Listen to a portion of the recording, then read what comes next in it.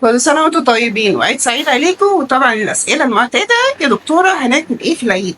طب الناس هتاكل فتة ورقاق واحنا نقعد نتفرج عليهم؟ لا والله، وده ما يصحش أبدا. النهارده كمية الفتة والرقاق اللي اتكتبت في طول الأسبوع أصلا اللي كتبناها يعني الحمد لله. الفتة والرقاق طبعا من الحاجات التراديشن المصري. والناس اللي بره مصر طبعا على المتابعات الأونلاين هتاكلوا ايه؟ يا دكتور احنا مصريين اكيد هناكل فتة ورقاق وفي بط وفي محشي وفي حاجات كتيرة قوي. طب هاو بعدين يعني؟ لا احنا هناكل طبعا. واول يوم العيد عادة عندنا بيبقى فري، وممكن ناخد تاني يوم كمان لو انتم معزومين بره. وانا كشخصيا انا ما بحبش امشي على دايت في العيد، لان معظمهم بيبقى عزومات وخروجات وقصه كده كبيره. فليه ننكد على نفسينا؟ احنا نمشي زي خلق الله ونستمتع بحياتنا، وبعد العيد يبقى يحلها ربنا. واوعى توزن بعد العيد، لان طبعا هتبقى زياده عشان النشويات والفته اللي كلناها هنزودها. فخلينا بقى كمان نشوف الناس هتاكل ايه. تعالوا كده نشوف الريسبشن بتاعنا هياكلوا ايه. قولي لي هتاكلي ايه في العيد؟ انا هنشوف ناديه بقى. فتة. مين هياكل الفتة؟ هناكل. كعادة المصريين يعني الست المصرية أصيلة. بالظبط. وانت فاتك ليه؟ فتة برضو؟ أول يوم.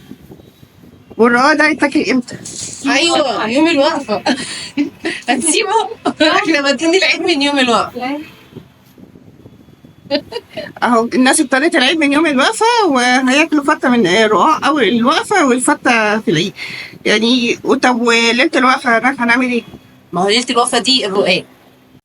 يعني ليلة العيد عادة الناس بتاخد بقى ايه، حلويات مقرمشات وتسهر كده واحنا هناكل في رقاق. ما هو احنا هنبقى صايمين ليلة الوقفة، هناكل ايه؟ الرقاق.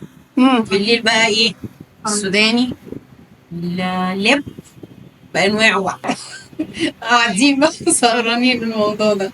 فاحنا سهرانين الصبح ونخربها تاني يوم برضه فتة بقى. تاني يوم بقى ننام بقى، نصحى ناكل ايه؟ فتة. ايه فتة؟ ده بنفطر بيها يعني ولا؟ بنفطر على طول، احنا لسه نستنى نفطر بقى كده نتغدى ونفطر على طول. طيب هم هيفطروا فتة وفي ناس بتفطر كبدة وحاجات كده متحمرة وقصة كده. كل واحد حسب ما متعود بقى. وبقية اليوم لو هو محدش بيقدر ياكل تاني بعد الفتة خلاص كده. خلاص. ده يوم من يوم المصريين، ست مصرية أصيلة كلنا. انا ما باكلش فتة جدا، بس انا باكل رقاق عادي خالص. كل سنة وانتم طيبين وكل اللي انتوا عايزينه، وبلاش ننكد على نفسنا. مش هنحدد كميات برضو قوي يا نادي عشان ده كان سؤال. خلاص. لا مش هنفتحها قوي يعني، بالراحة. مش عايزين ان احنا نرجع الوزن اللي احنا فقدناه قبل العيد يعني خلينا كويسين، وبلاش توزنوا بعد العيد اي خدمة.